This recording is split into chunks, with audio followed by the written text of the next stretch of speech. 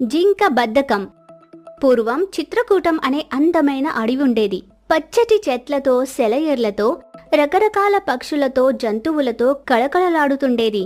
ఆ అడవిలో చక్రతీర్థం అనే కొలను చాలా జంతువులకి ఆధారంగా ఉండేది. సింహం అడవి మొత్తానికి రాజైనా ఆ చక్రతీర్థం మాత్రం ఏనుగు పరిపాలనలో ఉండేది. అక్కడ నివసించే పక్షులకి, జంతువులకి ఏం అవసరం వచ్చినా ఏనుగు దగ్గరకే వచ్చేవి. ఒకరోజు ఒక గుర్రం పరిగెత్తుకుంటూ వచ్చింది.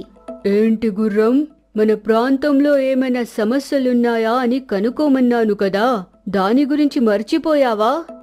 లేదు గజరాజా, నేను ఆ పని మీదే వెళ్ళొచ్చాను. సమస్యలైతే ఏమీ లేవు, కానీ అంటూ తడబడుతూ ఉంది. ఏమైంది గుర్రం, ఎందుకు సంకోచిస్తున్నావు? భయపడకుండా చెప్పు అని ధైర్యమివ్వడంతో గుర్రం చెప్పడం మొదలుపెట్టింది. ఏనుగు